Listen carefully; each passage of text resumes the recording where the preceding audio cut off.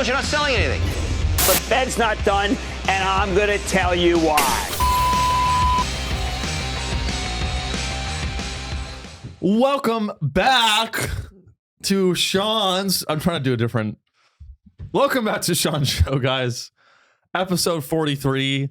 If you're still listening, thank you for listening. A quick shout out. I have to do a quick shout out, Matt. Someone actually reviewed the show on Spotify. I check hourly, and every hour I check, it's seven reviews, and it bumped up to 8 reviews. We were at a 4.1 and stars, and now we're at 4.5. Wow! Because we were all 5. We were a 5-star show. Mm-hmm. The 7th reviewer just thought it would be funny to leave a 1-star review. Yeah, he thought it would be funny. Yeah, then I had him killed, of course. And then the 8th review is another 5-star review.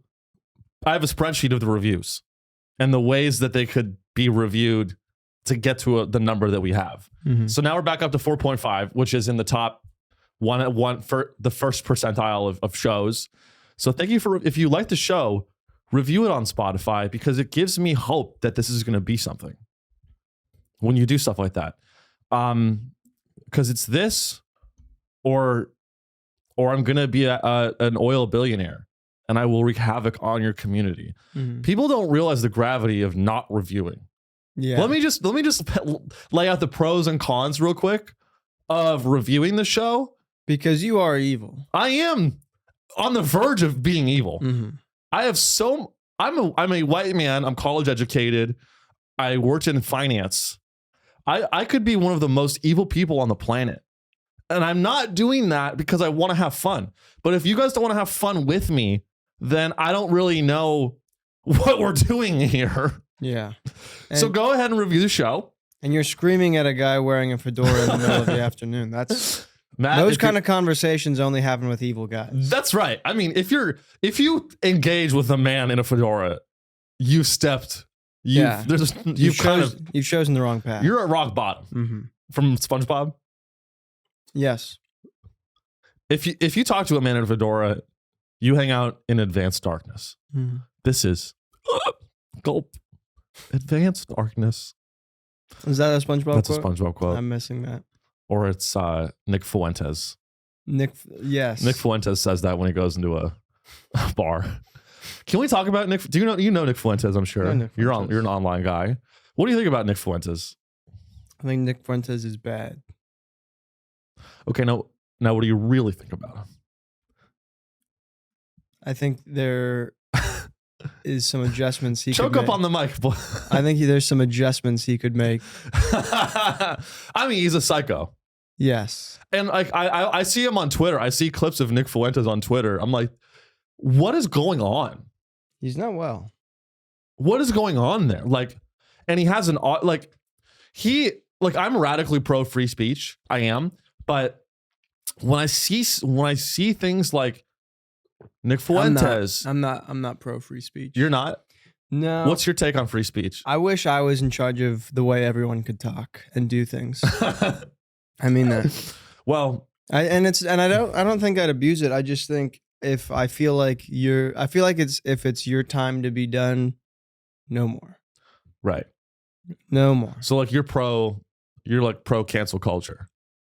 Sure. But only I get to decide. Only you get to decide who gets canceled. Mm-hmm. I mean, and it's not even about cancel culture. It's just I think we should have timeout culture. You have to go sit in the corner for a little bit. I like that. Mm-hmm. Nick Fuentes needs a timeout. He needs. I think it's a vacation. I think we as adults and as a society got away from timeouts because it's because we don't have like. I can't take you in a fedora right now. We don't. With your arms crossed. Saying we. No, I'm not. I love it. All right. It's your dude. Wear whatever you want. We as a society, we got away from timeouts. I think timeout was like the perfect amount of punishment. Right. It's just, hey, go take a beat. You know, settle down, learn your lesson. Because like I don't think people need to spend 20 years in prison for whatever, you know. I was about to say George Floyd. Like that guy just needed a timeout. Maybe, I mean, in what sense? In the sense that his conviction was too long, Matt. See that all right, I'm just riffing. No, I mean the guy. Have you? No, no, Sean, we're not doing it. We have stories. I know we do. Stories. I'm not trying to be. People. Sometimes I put out clips and people are like, "You're rage baiting." You are. You do. You I don't rage bait. I just believe that the conviction was too long. No, look, it was too short. If you ask me, what? The guy who killed George Floyd, his conviction was too short. Obviously, you know. How long did he get? Can we look it up? Come on, Matt. Yeah, I got you. Then we'll get to, don't worry, we'll get to the story. I just want to know how long his timeout was. Look, I don't want you to like think, oh man, if I do this show with Sean, I'm associating with I'm not a Nazi. I don't like Nick Fuentes. I really don't. 21 years. 21 years? For civil rights violations. Yeah, that's too short. It's a murder. Like when a cop kills someone in the line of duty and it's so blatantly just a murder, they should get a life sentence. Now that I don't know. Like if I was a barista and I just shot someone, like someone comes up to get a coffee, I'm a barista at Starbucks. And they're like, hi, can I get a... But couldn't you argue that's second degree? Oh, like it's not premeditated. It's like not, it's like that heat of the moment. Yeah, that feels like that. I've worked, I mean, I work in food service. There's times where I wish I really wanted to like physically harm someone the other day. What's the worst customer you've ever had? The worst one recently was this guy named Sean Riley. This guy named Sean Riley came in. Dick out. 45 minutes late. Like his table had already like sat, ate an entire meal. He comes in, sits down for 5 minutes. And I'm not talking just because I think he's like, I get him like a glass of water, but like, I think he's just sort of hanging out towards the end of the meal and they're going to go somewhere else. Yeah. And then all of a sudden he's just like, if I don't get a fucking ginger ale in the next 2 minutes, I'm going to fucking lose it. What? Yeah. And he was like sexually harassing the host at the host stand. And he managed to piss off like everyone that was. What the fuck? Before. Yeah. You sound, I can tell this is I know what this guy looks like. He's wearing a fedora. If I don't get a fucking ginger ale in the next 2 minutes, I'm going to fucking lose it. Also, I love how his order is a ginger ale. Ginger ales are like fucking horrible. It's just they're fine. Well, it's just for a guy to be that upset about a drink that cute, I thought it's a silly drink. It's silly. It's a silly drink. Like a ginger ale is like a silly drink that you drink in like a silly helicopter. You know, like that's silly. Yeah. And for him to get mad is great. So you want to like kill the guy in that moment? Yeah, I wanted physical harm to him. I mean, guys like that deserve to die. I Like if you treat see, if I was in charge, I would literally make him go stand in a corner. and I think I would maybe allow some public humiliation. Depends on that day I was in a bad mood. Yeah. I would allow one person to pee on the back of his legs. And like standing on a table. Yeah. Standing on a table with like a sign. Well, they used to do public humiliation in society. Didn't they say like you have to like, I think judges have actually made that like a punishment. Like you wear a sign that you're like, I had a honk. If you think I suck, I drank and drive. Is that a thing? I don't think that's a punishment by law. Maybe I just saw that as like a meme. Yeah. Or someone made them. I don't know. But like, it's I guess where was I trying to go with that? If I was at Starbucks barista and someone came up to me and just like, even if they're being mean, and I shot them, it's still murder. It's disproportionate. Speaking of Starbucks, Sean, Starbucks posts first sale drop since 2020 during global pullback. Transactions declined in every region over the second quarter, and the company cut year-end review estimate to single digits. We're officially NPR. Yeah. I mean, that's who we're like NPR business. That's who we're coming for. Yeah. We're coming for NPR business. We're like NPR business. Like, do you listen to NPR? No, sometimes, maybe like once a month. Okay. Once a month I'll listen to it. Is it always NPR business? No. I'll listen to like Tiny Desk. That doesn't really count though. NPR Tiny Desk. Yeah, that's kind of its own thing. You know, Tiny Desk is so interesting. It's like these massive, I actually read this article about Tiny Desk, and it used to be like this platform to like help young artists reach people, and kind of like they've kind of become like a kingmaker. Like you get your Tiny Desk, that's kind of like the equivalent of a comedian getting like Just for Laughs or getting a Comedy Central thing. I mean, I found out a lot of newer artists to me through Tiny Desk. Yeah. And then they started doing like fucking Lizzo. Harry Styles doesn't need a fucking Tiny Desk. So here's the deal though. Do you do that to sort of bring up the esteem of the brand and the program itself, and then the next new artist that they pick maybe gets even bigger? Is that maybe? No, okay. No, I mean it's a good take, but like I think it should be artists like me. I don't even do music. Where's my Tiny Desk? That's fair. I've thought about this. I think there's a lot of people in the world that like are jealous of other people, and they don't. I used to be one of these people. Like they get jealous of someone else, but they don't even want they don't even truly want what they're jealous of. For sure.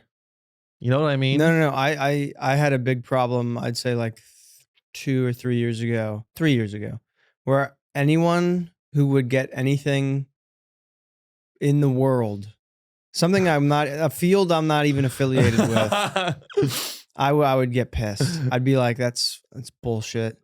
That's bullshit that they got like the Tech Man of the Year award. Right. They don't deserve it. Or even something more like when someone gets their first break. I used to feel that way. Like when someone gets like similar, like they get their first break in an industry that I don't even care about, like film. I don't make films. I don't do films. Have I written a script? Of course I'm a fucking artist. Of course I've written a script. But like when I see someone that I don't know get into like cons or canes, however you say it, raising cons, or they'll like get an award, or they'll like get a shout out, or they'll get a viral tweet. So there was something inside of me that really twisted an anger. And I really had to dig a lot to realize why I had that anger. And it was because that Starbucks reported first quarter loss. Almost. It's because deep in my mind, I see people winning, and I don't even want what they won. I don't want to be in the field that they're in, but I see them winning, and I had this anger inside of me, and I realized what it was. Truly, what it is it was a realization about a truth that ultimately, if I did what they did, I would be better than them. And they still got it. So if I were to pursue what they're pursuing, I would have won it faster. No, I feel that. Do you get it? For sure. It's the idea that they sucked a dick to get something I don't want. Yeah. But I would have done it the right way. With it, yeah. And lost. And that's the fucking problem. Yeah. No, I don't know. Why is the rage really there? For you or for us? For anyone. For anyone? Maybe for me. Maybe me because maybe I'm different. But for me, I think it comes from it's insecurity, right? Insecure, but also there is an element that I think is like I feel like I'm sometimes a little fixated on like what is just or right. Like I feel like when I feel things are like morally out of place, I get peeved. And so sometimes when someone is elevated to a level that I feel like they are maybe undeserving of, I'll let that emotionally affect me probably more than it's worth. Yeah. Like Yeah. someone winning Cannes film, I could see. There was a time where I would get like pissed if I was like, if someone like who I didn't even know won it, and I knew like two things, I'd be like, no, there's no way. There's no way Triangle of Sadness deserved that. If you name a film Triangle of Sadness, you should just kill yourself. Mm-hmm. Square of Debauchery. Square of Debauchery. Circle of Jerk. Circle of Jerk. Pentagon of 9/11. Pentagon of 9/11. Hexagon of Sexagon. Hexagon of Sex. I don't know. I think it's just being a hater. Like, I love being a hater. That's fun though. It's fun to hate. It's fun. It's fun to say that things suck, because a lot of stuff does suck. Yeah, I mean, when you fixate on things, reading, and I'm not even desperately trying to get us back on task. I when I first saw that they posted a sales drop, yeah, I was like, that's great. Yeah, I was like, no joke. Because I'm a little bit of a hater, I was like, that's awesome. No, it's amazing. Yeah. Starbucks isn't doing well, sure. And perfect. It's fucking awesome. This whole show is celebrating the failure of capitalism. It's celebrating and leaning into hating the failures of capitalism, while also acknowledging that my dad owns 2 houses. That's kind of the show. But yeah, let's get to the news. A lot of shit in the news this week that I want to talk about. So I don't know if you like coffee. I recently quit. No way. I recently quit. I'm caffeine free, fully caffeine free on my mama. How long? 3 days. Oh. I'm alcohol free. I'm caffeine free. I just eat sugar pretty much. My whole diet is sugar. I love when someone does what you do. I have a good friend who got sober, and I understand that like not drinking means that you kind of have to like put those vices into something else. Yeah. But watching, like, it'll be a night where we go out. I'll have 1 beer, right? Maybe 2, but pretty typically like 1 beer. And then because he didn't drink, he will eat 4 bags of Skittles and get a donut. Yeah. And you're just like, well, I'm not drinking. And it's like, dude, and I understand that it's maybe harder for him to just have 1 beer. And that's part of like, but like, it is funny to be like, oh, I'm healthy. And then down 900 calories worth of pure sugar. Yeah. And that's kind of what I'm doing. I had Fruity Pebbles for breakfast. You know Fruity Pebbles? I know Fruity Pebbles. Fruity Pebbles is the bomb. It's pretty much the only good cereal left. Do you not feel sick? I feel great. I went for a run this morning. I hustled. I thanked my God. People forget about God. We as a society has forgot about God. And you know what we've to replace God with? Starbucks coffee. That's right. Yeah. We're on the same page, Matt. There you go. So we're going to talk about Starbucks today. We're going to talk about Live Nation Ticketmaster, the Live Nation Ticketmaster lawsuit. Mm-hmm. I wish we'd have sound jail clang. Oh, hold on. Lawsuit. They got sued. And we're going to talk about updates with the Trump-Elon friendship. There's a Trump-Elon friendship brewing that I think a lot of us have sort of saw coming. And every time Elon drifts further to the right, my dick gets harder. Because I knew this 10 years ago. Oh, that's great. Play that again.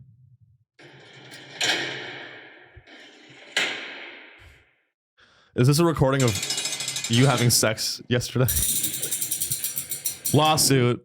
They're gonna love that. They're gonna strike this video down because we played that audio file. No, we're fine. So let's start with Starbucks. Yes, Starbucks posted. What's the headline? Starbucks posted its first sales decline. First sales drop since 2020 during global pullback. Okay, so I read this article in full on the way here, and there's a few aspects of it that I want to focus on. I don't know if you like coffee. I don't know if you go to Starbucks or Dunkin' or what your flavor is. If you go to Pete's Coffee, if you're like a white, I feel like only white women go to Pete's. Have you ever seen a straight man in Pete's Coffee? Only to pick up white women. And I mean that. Really? The only time I've heard of one of my guy friends in Pete's Coffee, it was because there was some attempt or that there was some interaction with a woman there. Yeah. For intended sexual purposes. Yeah. I feel like Pete's Coffee is like, it's almost like a lesbian club. Or like I don't know, maybe it's a safe haven. It's like a safe haven from men. Pete's does feel like it's a special thing. It's a little corner, it's a little off the beaten path. Yeah. It's something special. It's granola. It's kind of like it's like I mean, Pete's Coffee in my hometown is right next to Trader Joe's. They feel in my brain permanently linked up. Oh, 100%. Okay. And that's not an accident. Like, that's like a coordination. Mm-hmm. Trader Joe's and Pete's, they email. I love Trader Joe's. You know they email.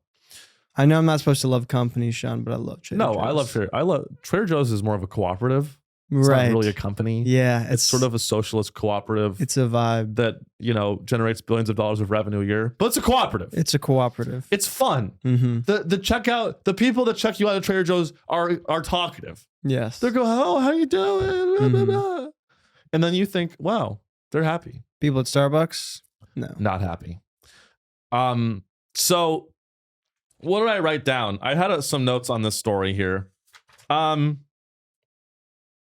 So could you go to the paragraph where it says, in some states where there used to be 5 people, can you find that for me? In some states where there used to be 5 people? That's the start of it? I think so. Something like that. You don't see it? Maybe I just hallucinated. But it might be like the first or second paragraph. It's like a long ass fucking article, actually. But either way, basically there's an excerpt somewhere in there that says, in some states where there used to be, say, 5 people making iced macchiatos and double shot espressos, now there are 3 to 4, according to workers who asked not to be identified because they aren't authorized to speak publicly. Huh. That's a good sign. So the baristas at Starbucks and the managers at Starbucks have to sign NDAs, non-disclosure agreements, for those of you that are retarded, and don't make any money. An NDA is a non-disclosure agreement which prevents you from talking about stuff about your employer publicly. The fact that Starbucks has people signing NDAs or otherwise, disallows them from talking publicly, not a good sign. Not a good sign. That is a bad sign. It's a bad sign. There's no secret, there's no reason to disallow your Starbucks employees from talking publicly if everything was on the up and up, which means shit is not on the up and up. It's on the down and down. It's on the low and low. And it also means that, that they need Starbucks probably says this because they're like, oh, we just want to keep everything in house. They say shit like that. We want to keep everything in house and just kind of navigate it. But why can't they talk? Is there a secret recipe that I'm forgetting about? Is there a secret recipe for the Java chip Frappuccino that they don't want to leave? You know what the secret recipe to the Java chip Frappuccino is? Suffering. Human suffering. You know who's suffering more than the kids in Gaza? Starbucks baristas. Wow. I saw videos of the people in Gaza. And you've seen I've seen videos you've been of to people Starbucks coffee quite a bit. shaking up drinks, You want to know who's in more pain? Do they shake up drinks at Starbucks? Oh yeah, they do shaken lemonade things. Don't they? I don't drink coffee. Oh, you don't drink coffee? No. Damn. But either way, yeah, they shake up iced lemonades. That's tough. There's stuff. That's bad. In Gaza, they've got phone chargers. You know, you can't use your phone when you're at work at Starbucks.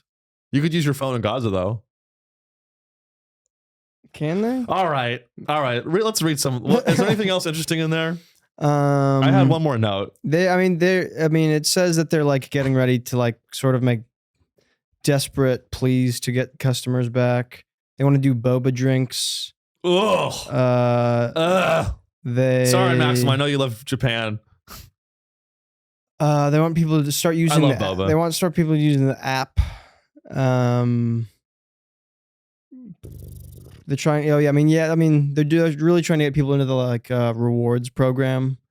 That's like the whole. I'm sure you saw a little bit of that where they basically are doing that as like treating it like a bank sort of thing. Right. You like upload money onto the card and then you're sort of like tied in with You're them. locked in. You can't use that money anywhere else. Yeah. But it's still money. Mm-hmm. It's like Starbucks bucks. Yeah.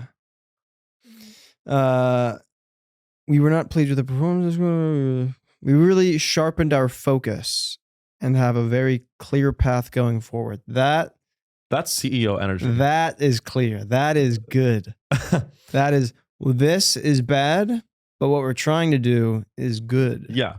Look, and we know what we're doing. Yeah. Actually, I remember the main. I don't know if that maybe that's like a related article, but basically, there's longer wait times. I don't know if there's something in there about longer wait times, but basically, people are waiting like a long fucking time for their drinks. Long ass time. 40 minutes? Imagine waiting 40 minutes for a fucking iced latte. That's the kind of shit, that's the kind of wait times that are happening. And people do not like it. People want their drinks now. They want them fast. They do. And I believe there's a chart here somewhere that talks about it. This is just, it's really basically, and I don't know. The boycott, people were boycotting Starbucks because of Palestine. Mm-hmm. That is the classic rich liberal boycott. Doesn't do a fucking thing, but you feel good. Boycotting Starbucks because you want to support Palestine is a fucking joke. You're spitting in the face of those people that are being genocided. I know I joked about them earlier, but you're spitting in their face. Because it's easily replaceable. Boycotts where the good is easily replaceable you're not sacrificing anything. Oh, Starbucks supports the IDF. I'll go to Pete's. Pete's, you think Pete's is any better? Should we see where Pete stands? Yeah, let's go see where Pete stands. Where does Mr. Pete stand? On Gaza? But this idea that like, I'm not going to buy I'm going to vote with my dollar. I'm going to not use certain products because that's going to help. It's not going to fucking what? You're right. What? Am I right? The owners of Pete's Coffee, the Ryman family, are staunch Zionists and support the Zionist state with investment and donations through their Alfred Landecker Foundation. Don't eat from Pete's Coffee. Boom. Okay, so now you're going to boycott Starbucks and you're going to boycott Pete's. Hey, here's a fucking news flash. Is there a third? Should we check on Dunkin' Donuts? Let's check Dunkin'. Let's check Dunkin'. Let's see if Dunkin' is Zionist. How much you want to bet Dunkin' Donuts is Zionist? I don't think they're pro-Hamas. There's no way. Or they're neutral. What does it say, dearest Matt? So there is a Reddit where they are torn. So we're not totally sure where Dunkin' stands. What's the conversation? Some people are like...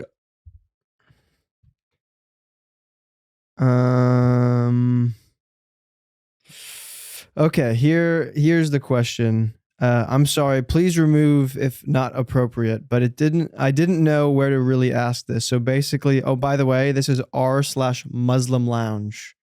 This is where this question's being asked. I'm actually a moderator on that subreddit. I just trimmed my beard and they they kicked me off the mod board. So basically, I'm seeing a lot of people drinking Dunkin' Donuts right now who are actively pro-Palestine. But I'm sure if Dunkin' truly isn't supporting Israel, they made donuts that were in the Israeli flag theme. Wait.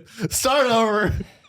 That's hilarious. Wait, start over. So basically, I'm seeing a lot of people drinking Dunkin' Donuts right now who are actively pro-Palestine, but I'm unsure if Dunkin' truly isn't supporting Israel since they made donuts that were in the Israeli flag theme.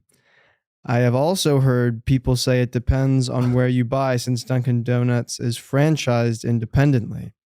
I personally feel as if there's doubt, then we shouldn't be buying anything from them. But just wanted everyone's 2 cents on this, as my siblings also buy from them. Wait, so and then people are just like, I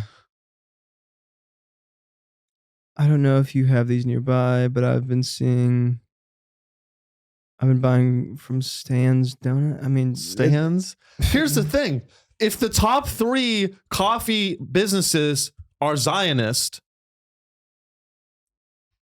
what are you going to do? You got to go local. You have to go local. And you have to pay. What if I'm too poor to buy expensive local coffee? An $8 oat milk latte. An $8 oat milk latte. Then you do what Sean Riley did and you quit coffee. Because that's how dedicated to the cause you are. You're goddamn right. See, dude, I'm your PR guy. You are. I'm your PR guy. I'm over here saying Nick Fuentes is not that bad of a guy. And I'm going, Sean. No, fuck Nick Fuentes for the record. Suck my cock. That's what we're saying. Thinking the Aryan race is the supreme race is retarded. It's clearly South Koreans. Agreed? As your PR guy, I'll accept that. South Koreans are the master race. Oh, sure. At League of Legends, at least. And that's what's important to you. See that, and then as your PR guy, that wraps us in a brand deal. Right. You get the League of Legends money. Get the Riot money. You know, Riot makes that game. So let's, I'm going to call this episode Sean Riley's Treatise on the Proximity to Evil. And I've thought about this for a long time, Matt. You have. When you think about like Starbucks, they may or may not, I think they do, directly give coffee or resources to the Israel or the IDF. And, I don't want to spend all day on this. I love how you called them the Israel, but keep going. The Israel? The Israel. Starbucks, they support the Israel. They support sorry, because sometimes I call it the occupation. That's if you're really down with the cause, you call it the occupation. Yeah. You call it, and you're like, Hezbollah, like they're like, hell yeah. Yeah. But the proximity to power of it's like how many degrees of separation. It's a matter of proportionateness, I think, and it's a matter of degree to the degree with which you protest. It's basically what I'm trying to say is like everyone is complicit, right? Everyone, just because you like when people are like, oh, I'm going to do everything I can personally to not support Israel.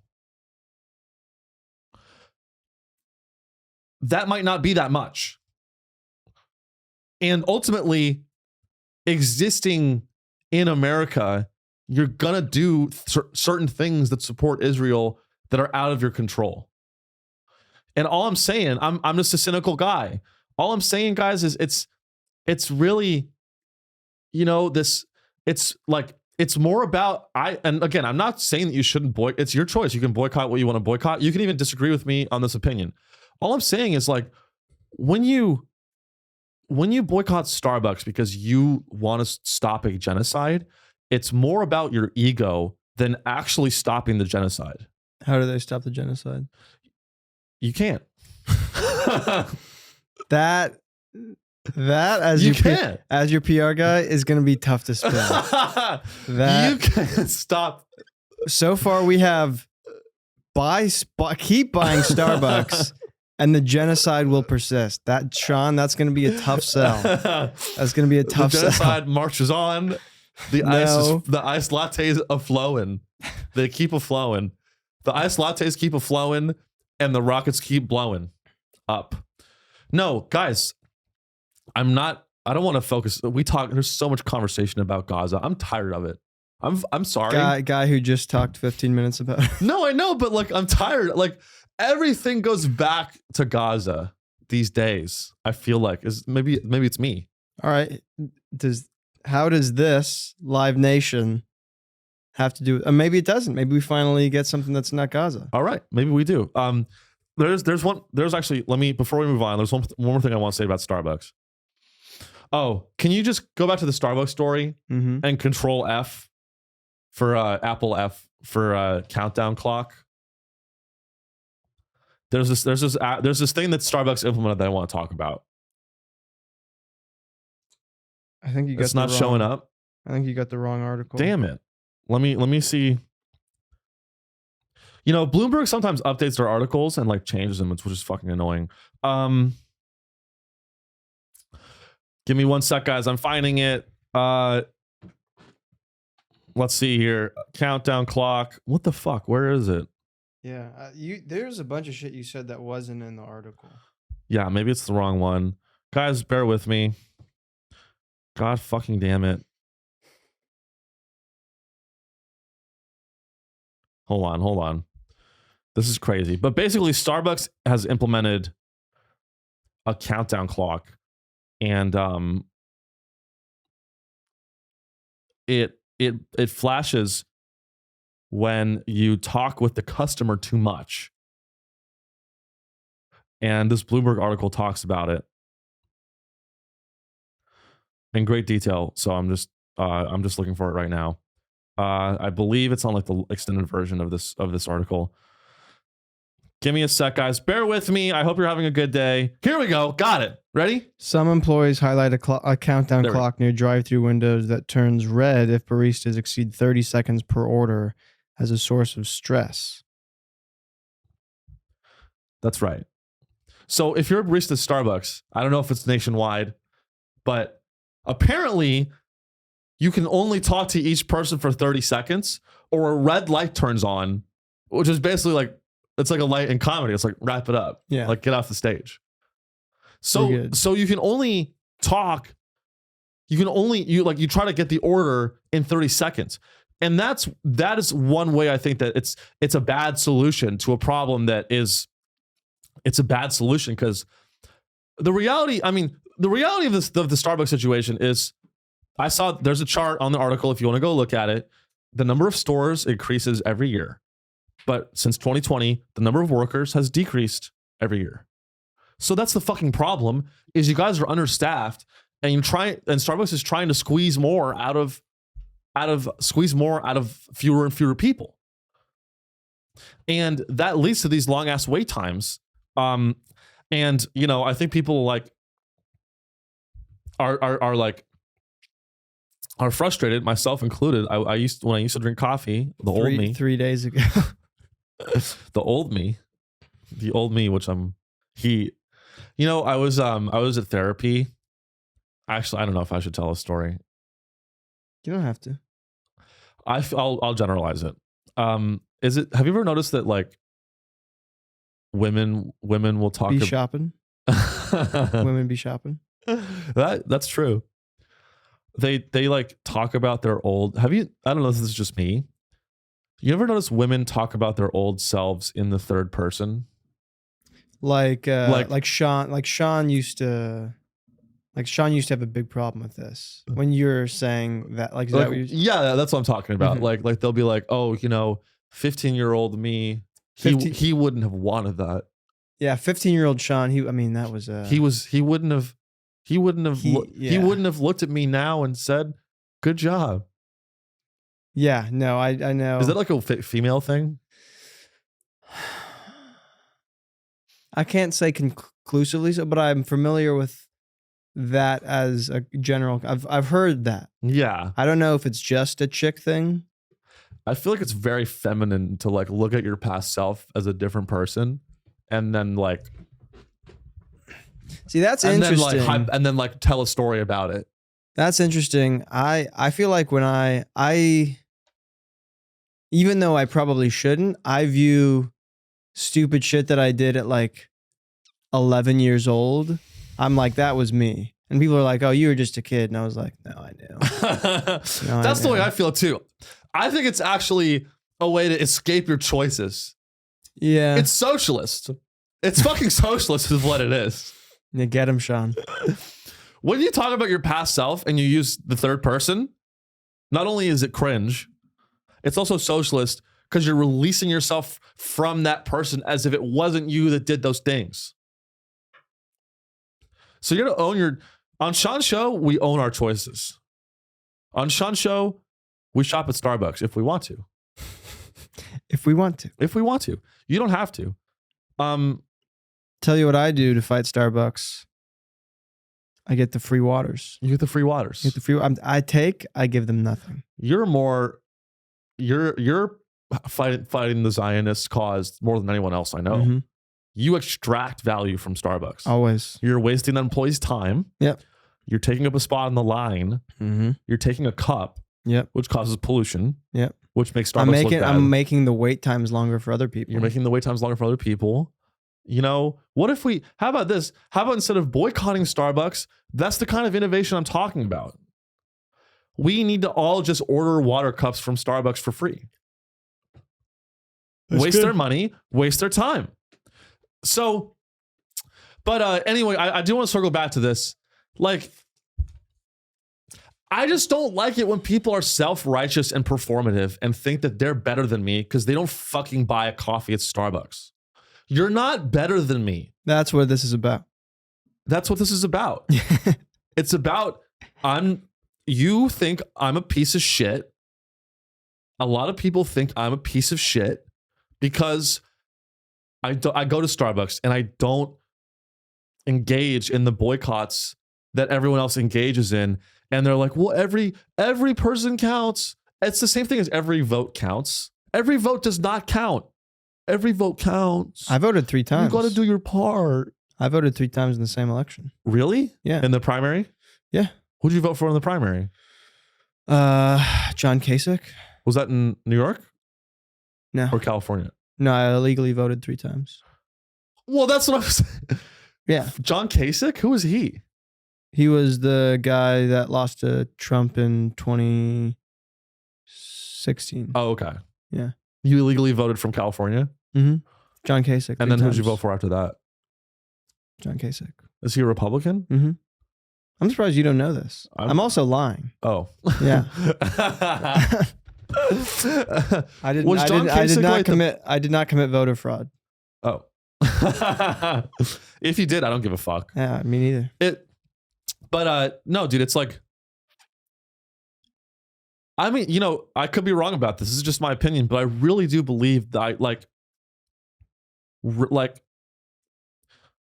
the will, rise, the will of this whole, will of the people. Is this very elitist of me to say? Is this just a shitty take? Maybe. Am I I really wonder, because I'm it takes so much to change the powers that be that it does. I think it does take a violent revolution.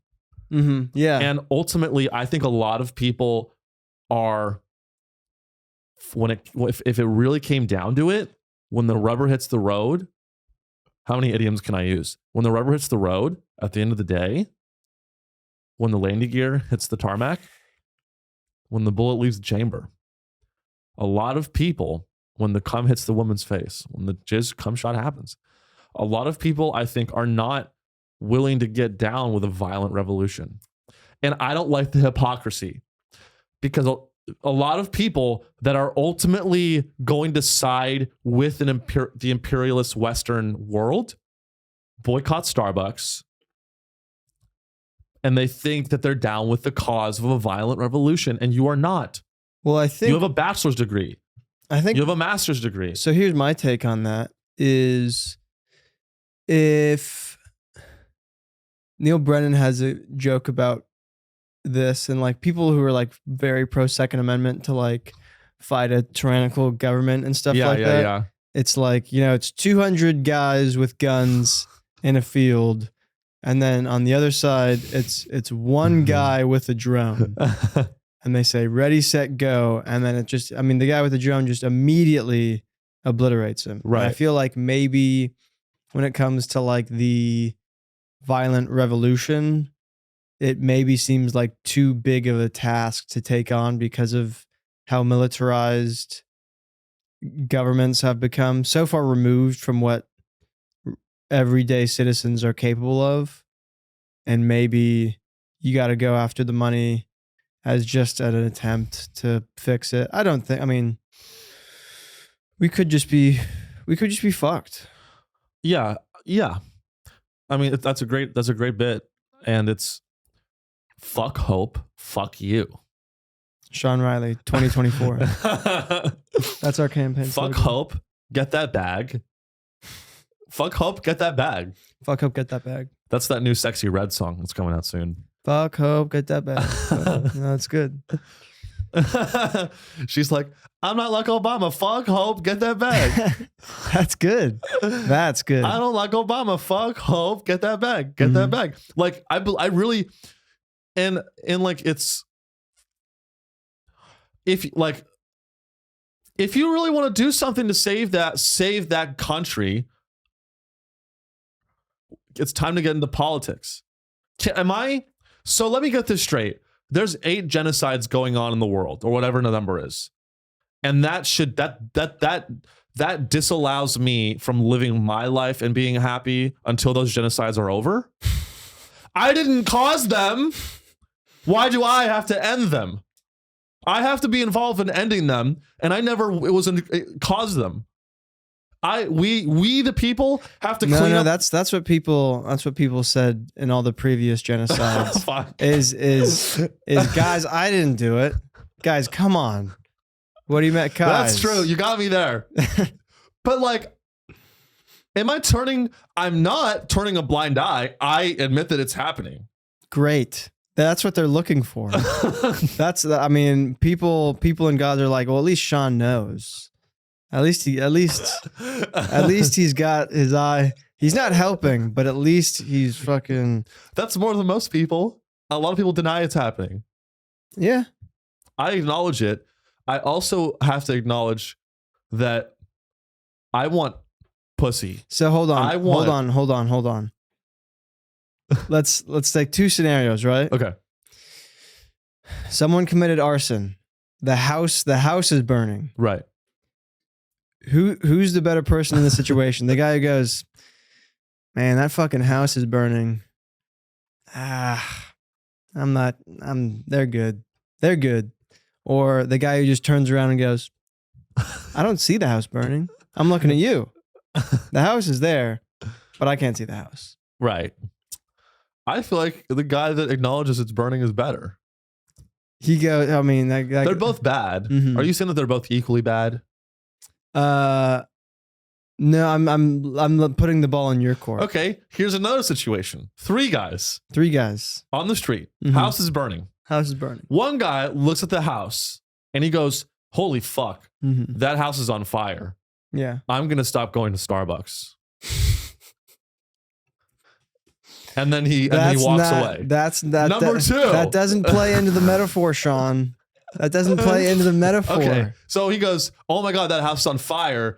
I'm going to stop buying coffee from Starbucks. No. I'm sorry. He goes, oh my God, that house is on fire. I'm going to stop buying coffee from the guy who started the fire. Right?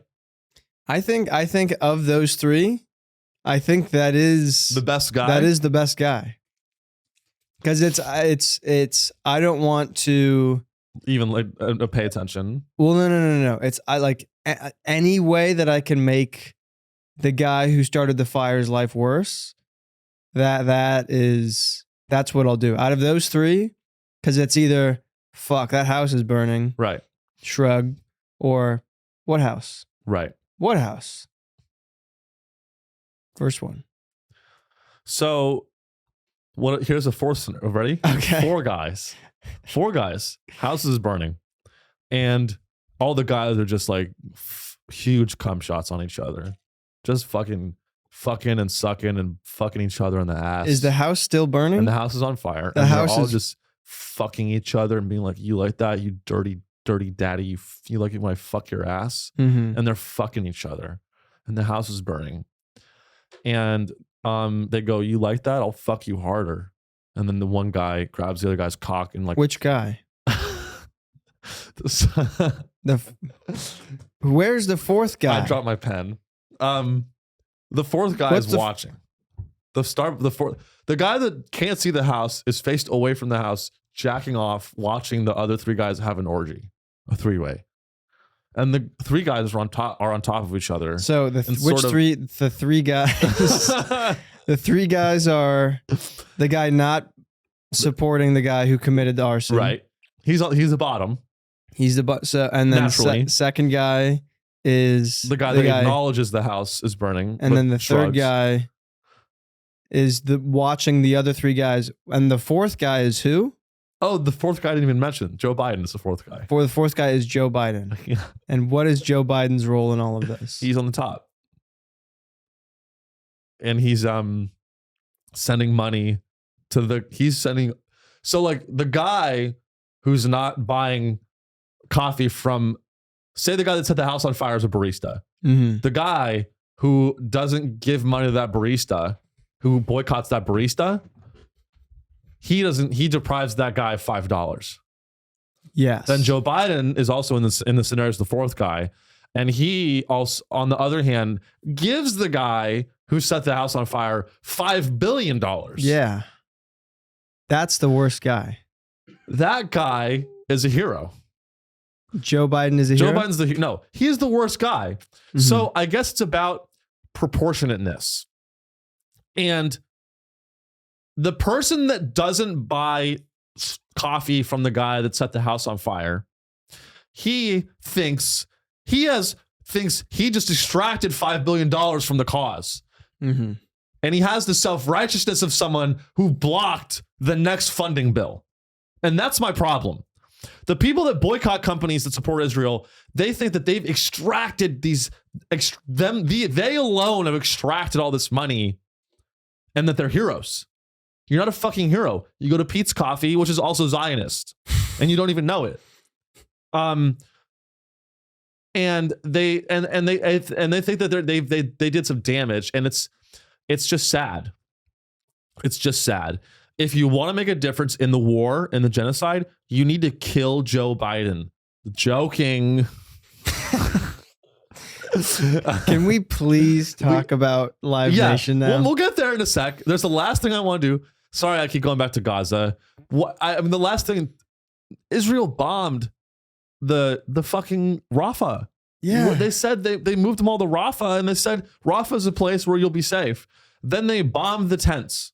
I know. I think people are starting to lose trust in Israel. I think maybe Israel is a little bit bad. Mm-hmm. But like, again, I don't want to belabor. I don't want to drag. I mean, like, it's so fun to talk about. Is it? Yeah. No. I'm being honest. Everyone secretly loves to talk about this stuff, or else they wouldn't talk about it. There's many genocide. There's a genocide in Myanmar. No one's talking about that. In the Congo, probably Somalia. I don't know. There's all these genocides. I gotta say, probably Somalia is a crazy thing to just throw in.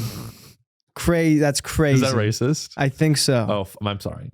I think to just. I mean, Venezuela. No. But either way, it's it's very hard to admit that that over. people have a little bit of fun talking about this stuff. And I'm a sick fuck. But I admit that like part of the conversation about Israel-Palestine is the entertainment. It's entertaining. You know what? I see the comments that people leave on videos about Israel-Palestine. Am I a bad person? I'm really not. I'm just trying to crack jokes. But I see these comments on these videos, and I remember this one comment. This person was like, "The fight for Palestine gives my life purpose." And that is really indicative of, I think, a lot of people who have lost a purpose in life. And they latch onto this thing, just like they latched onto COVID. I know I'm not trying to sound like a right-wing douchebag podcaster today. The right is retarded. The left is, they're all fucking stupid. Brave take. It's brave true. Guys, the left, the right. I'm an elite centrist. Come on, guys. It's all dumb. You guys should just review my podcast on Spotify. That's what you should do. That's Israel, Palestine. What you're focused on is getting these numbers up, baby. Get these numbers up. I'm not sponsored, and I never will be. That's a lie. I will be. As soon as they give me money, I'm going to take it. But I don't know, man. It's like, is your life like, inflation is at record highs? People can't find a job. And I think people just want to cling. They want to cling to this. They cling to this crisis. And they don't want it to end. No one wants it to end except for the people being genocided. Because if the genocide ends, I won't have anything to talk about on my podcast. Sure you will. You have 4 other things. That's true. I do that have we 4 other haven't things. gotten to. But a lot of people are going to be sitting there twiddling their thumbs. Be like, uh-oh. You think there's no. There's enough bad in the world. I think this is what's in the media because I think it is hot. I think there's some element of that it's hot right now. Right. And that they're not covering the other 6 or 7 genocides that are happening in the world. I'm sorry for laughing. It's crazy. It is crazy. 7, whatever it is. Oh, I think Myanmar. I think Myanmar's for sure. You can definitely count the Uyghurs. Congo. I think possibly Jordan. I really don't want to be that white guy that's like, well, actually, there's a bunch of other genocides. Am I doing that? I'm not going to lie. There's been a lot of crazy takes you've had today. I don't know. Maybe I'm on one today. Maybe I need a cup of coffee. You need a cup of coffee. Out. You need to go to Starbucks right now and fucking and settle down. No, I don't know, man. You need help. I do need help, but I'm just trying to be authentic and be authentically me. That is the worst thing you've said. That more than anything is that's bad. I'm trying to be myself, and I'm really hoping that just some of this resonates with people as they drive their trucks into the ocean. I hope that this is the last thing that someone hears as they drive a truck into an ocean in Alaska. Like an ice road trucker that's on meth and he hasn't seen his family in 8 months. Going from Anchorage to Juneau. Going from Anchorage to Juneau. And he just decides, you know what? It's done. That's it. Yeah. I'm hungry. I gotta shit. I throw piss jugs out my window every 4 hours. I try to hit penguins with the piss jugs. I can't even hit penguins with my piss jugs. I can't even do that. What kind of trucker am I? All I do is listen to this fascist libertarian on Spotify. I don't even have Spotify Premium. I have to listen to Sean's show with ads. I don't see any of that revenue, by the way. That's what I want, ultimately. Let's move on. Let's move on to Live Nation. And somehow I will tie it back to Israel. Don't worry. You better not. No, I won't. We're done. We're done. We're closing the chapter. Well, the chapter's closed. Honestly, you know what? You stopped behaving when I took the fedora off. You stopped behaving when I took the fedora. Okay, I'm back in like good behavior. Yeah. You should have kept the fedora on, Matt. I know I should. I'm realizing that now. No, You were a naughty boy. I was. A little naughty. The fedora gives you authority. It does. And it makes you think maybe he's a school shooter. Maybe he has a gun. Like, it makes me think maybe I shouldn't say some of the things I've said. Mm-hmm. But let's do the next story. Live Nation Ticketmaster, which is again one company. They combined. I don't know when they combined, but they're merged. Should I look that up? Yeah, let's look up when they merged. Okay. Live Nation Ticketmaster has been officially sued by the Biden DOJ administration. This has been a long time coming lawsuit.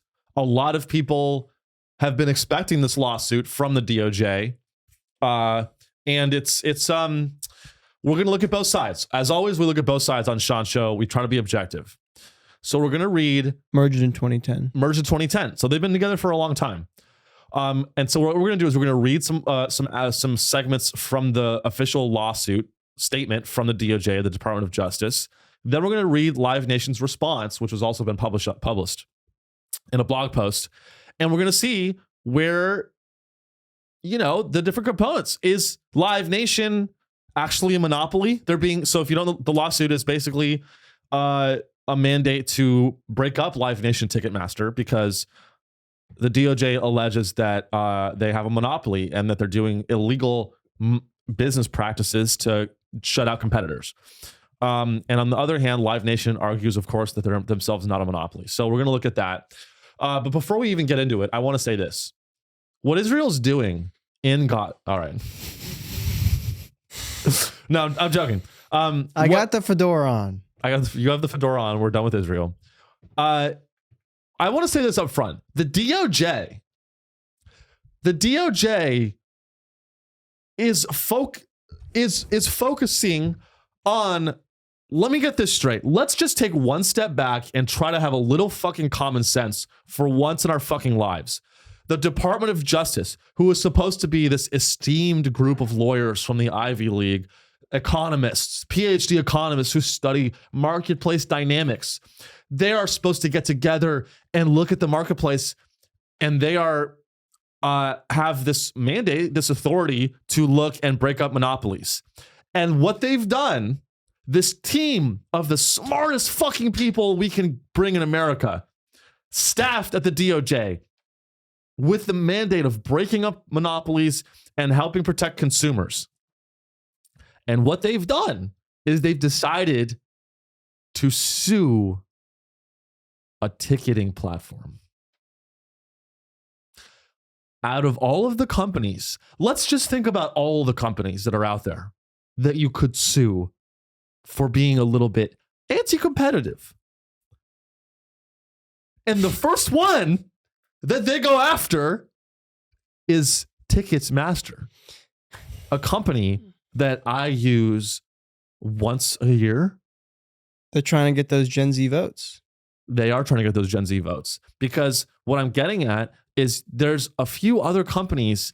Can anyone, let's do a little exercise. Can anyone think of another company that might be characterized as monopolistic? Just one other company. Can you guys think? I'll give you 10 seconds. Just if you're listening, just think in your head. The DOJ has sued Live Nation Ticketmaster. Why don't you tell me, let's ignore the Explorer. Tell me one company that you think should be sued instead of or before Live Nation Ticketmaster. I did 3 twice on accidentally. Don't worry. That's about fine. 2, 1. Ding, ding, ding, ding, ding.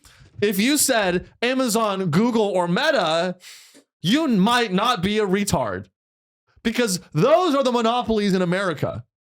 And the fact that the DOJ doesn't have the fucking balls to go after those companies shows me, number one, that they're pussies, or at the best, they're pussies that are afraid of these companies, or number two, they're negligent and they're in the pockets of these companies.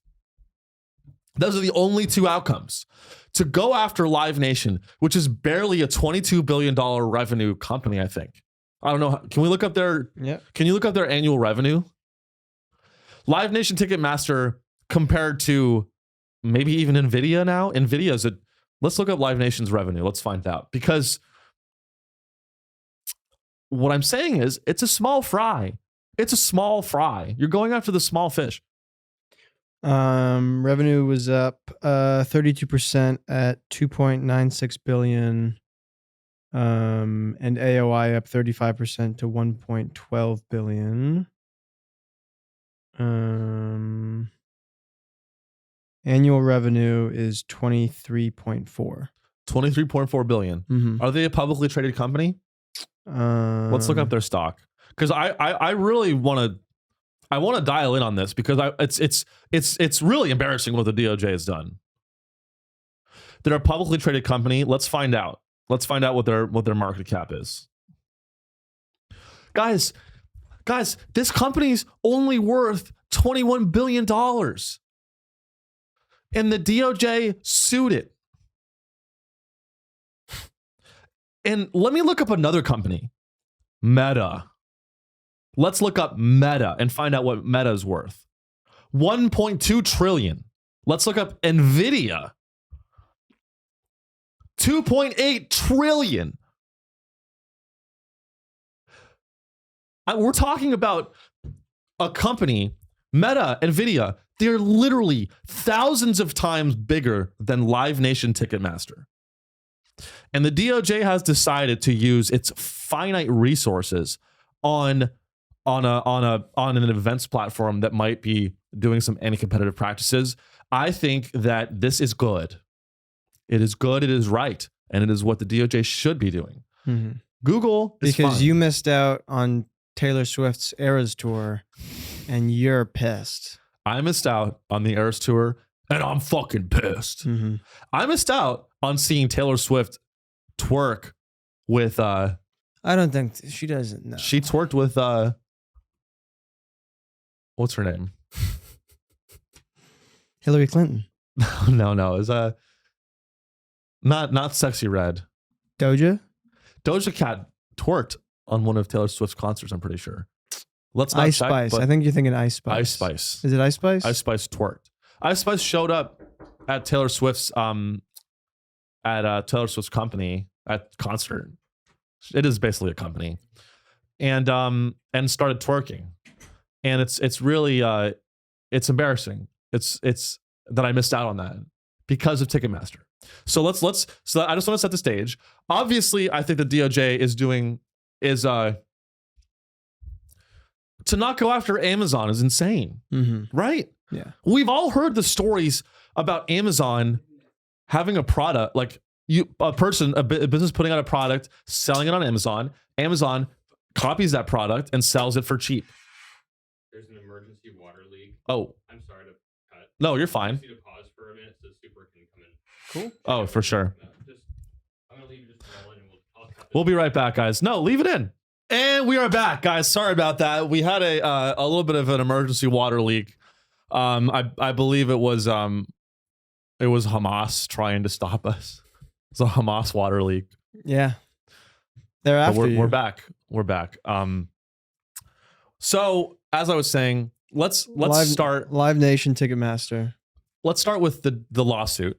Mm-hmm. Actually, Matt, what do you think? Do you think that this is a good use of the DOJ's resources? Do you think that it's better that than nothing, or do you think that they should be focusing on like Google, which is I think a more clear cut monopoly, or Amazon a clear cut monopoly? Yeah, I think. I would say at this point, and I'm not the most informed person out there, but I would say it would be nice if they went after bigger monopolies and, maybe had some more checks and balances on these $1 trillion companies. But it's, I guess it's sort of like when you expect nothing and then they do a little bit of something. It's like, oh, that's okay. They're doing something. Right, like your expectations were so low in the fucking gutter that the fact that they're even suing Live Nation is like, all right. I can't. Nothing really comes to mind where I think like, like the DOJ had the people's back, sort of thing. I can't remember. You don't have that feeling. I don't remember. I don't remember when the most recent one was. You want to know why? Because the last one was when they broke up Standard Oil in the fucking 80s or whatever. Or no, way before that. The Standard Oil was way before that. Last DOJ. I don't know. Lawsuit win. Last big. Well, they broke up the telecom companies in the 90s. There have been a lot of famous trust busters. Tobacco settlements for $206 billion in 1998. Really? Mm-hmm. Was that antitrust legislation, or was that for lying to consumers? Let's look it up. Class action.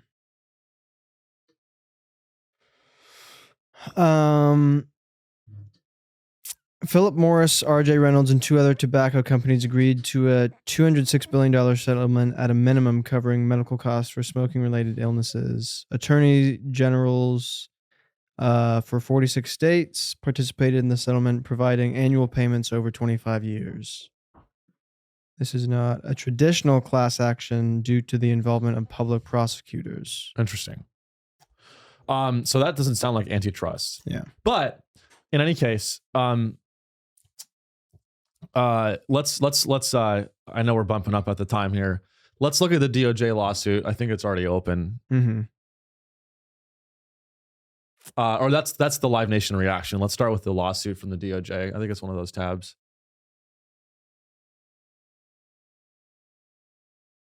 Is this one? Yep, that's the one. What is the headline there? Justice Department sues Live Nation Ticketmaster for monopolizing markets across the live concert industry. So they're getting sued, and if you scroll all the way to the bottom, there's a few things that I want to focus on that they use as evidence to say that they're a monopoly. So there's relationship with Oakview Group. There's retaliating against potential entrants, threatening and retaliating against venues that work with rivals, locking out competition with exclusionary contracts. This is called business. This is called business. Locking out rivals, threatening competitors.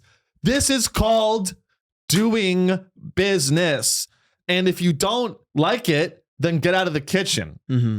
Live Nation is doing what those businesses couldn't do. Step up to the fucking plate, be a man, and be a monopoly. Live Nation, Ticketmaster, they're not a monopoly. They work harder than you. That's the reality is that Live Nation, they work harder. They find people that are able to create exclusivity contracts with artists and venues so they lock them in at a low rate. They negotiate those. Do you think that they enter that's a non-consensual contract? No, contracts are consensual. Do you think that Live Nation is somehow raping the venues and the artists? That's not a word I would use. It's not a word I would use. Matt's got his fedora back on, so I have to be a little bit more careful with my words now. I am pro Live Nation. The DOJ is being extremely... They're over their heels. They're over their heels. They're over their heels. They are. Is that a saying? Yeah, they're overextended. They're over their skates. Whatever. They're over their pussy.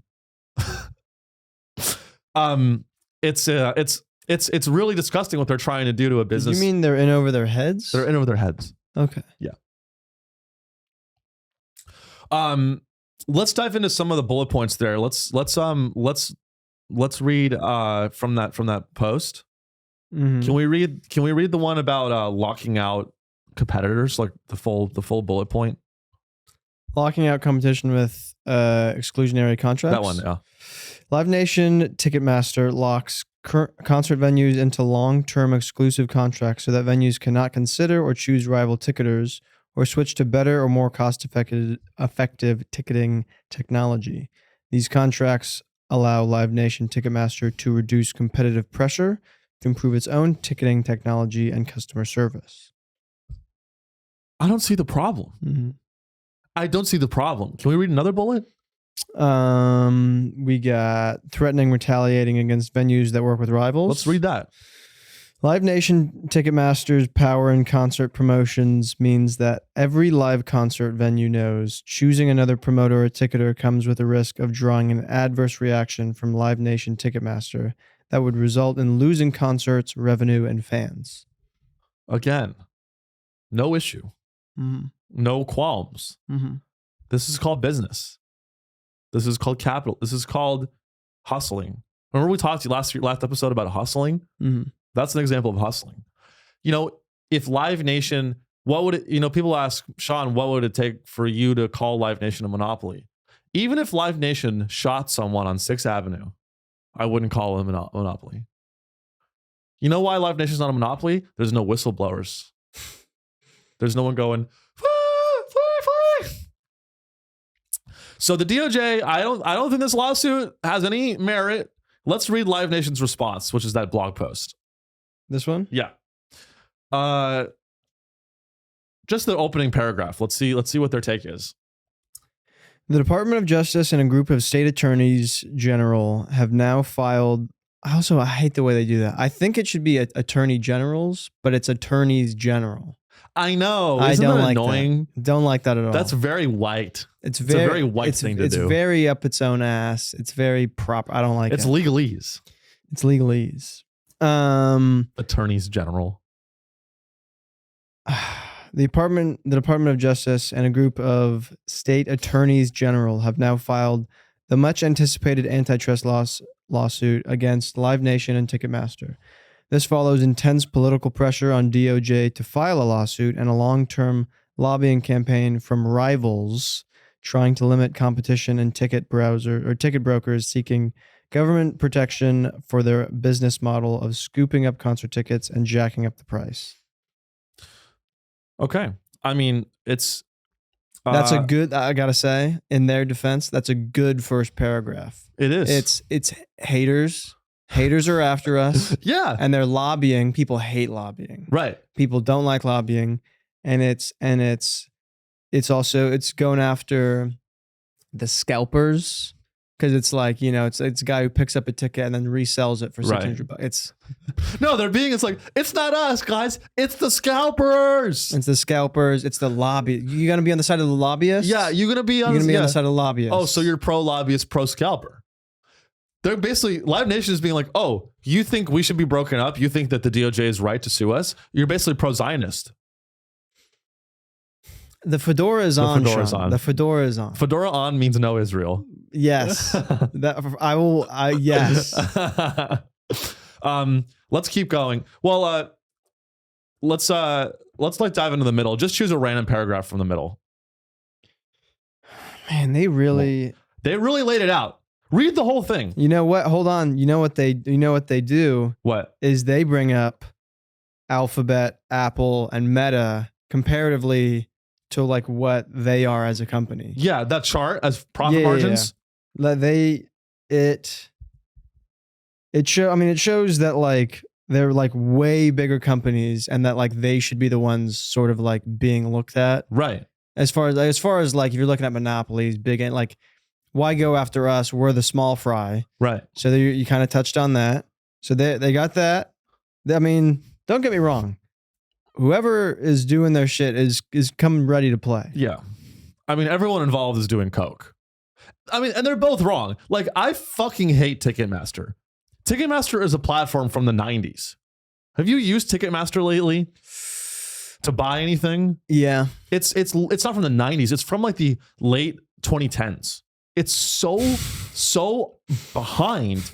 And the fees that it's a fucking monopoly is what it is. It's from the 90s. It's from the late 2010s. It's from 5 years ago.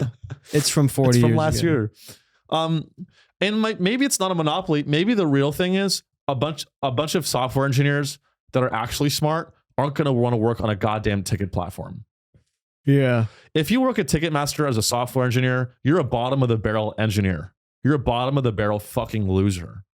I will say all of the big like TNT, ABC, a lot of those like big platforms streaming wise, when it comes to sports streaming, it's all very bad. Yeah. I think they're a little late to the game on the streaming front, and the streams are usually grimy. Right.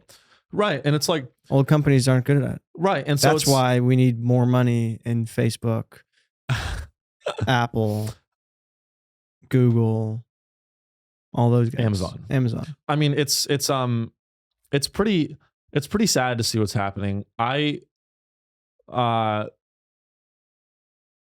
we got to close it out here, guys, but I would say that, am I excited about this lawsuit? Yes. Do I hope Live Nation Ticketmaster fails and gets broken up? Of course I do. Do I want the DOJ to sue Google? No. You want Google? I want Google to go all the way. I want Google to fail on its own. Because if Google gets broken up by the DOJ, they're going to be like, we were so great until the DOJ came and broke. No. Google, you will fail organically because of your hubris. I want your ego to destroy you. Mm-hmm. That's what I want. What? All right. Final minute prediction. How will Google fail organically? If you had to make a prediction. I mean, I think that they're going to be chewed up by the fact that they're just going to make less money, and people are going to get tired of Google search. Google search is the main revenue generator, and it sucks. Have you tried to search for anything on Google lately? It's impossible. I tried to search for a paper towel holder. I typed in paper towel holder into Google, and it literally bought 10 of them for me. It put 10 of them in a cart and purchased it for me. That's what Google did. Sponsored too. Sponsored product. So we got to close it out, guys. Sorry for the interruption. Shit happens. They're trying to silence you. If you're people trying to silence me, as they should. They're trying to dump water. They're trying to flood the studio. Yeah. They're trying to drown me. And you think the people in Gaza are suffering? No. They are. Yes. And I'm doing fine. I hope you had fun. Enjoy the show, guys. And have a great week. Follow the show on Spotify. Please, we got one. Follow the show on Spotify. New reviews. Leave a review. It really warms my heart. And I didn't get any questions this week. I forgot to ask, but join the Facebook group. It's fun. Facebook.com/group/Sean Show. And I'm doing shows all over the city. I have some shows lining up in New York City, and I'm on the road. Come see my website, SeanRileyComedy.com, for my tour dates. Matt, anything? Have fun in New Jersey. You're going to New Jersey, right? That's where I'm going. Sorry. It's okay. See Matt. Follow him on his Instagram. Mm-hmm. What's your Instagram? MattHansel.biz, 2 L's in Hansel. MattHansel.biz, 2 L's. Have a great week. Yeah. Bye. Bye.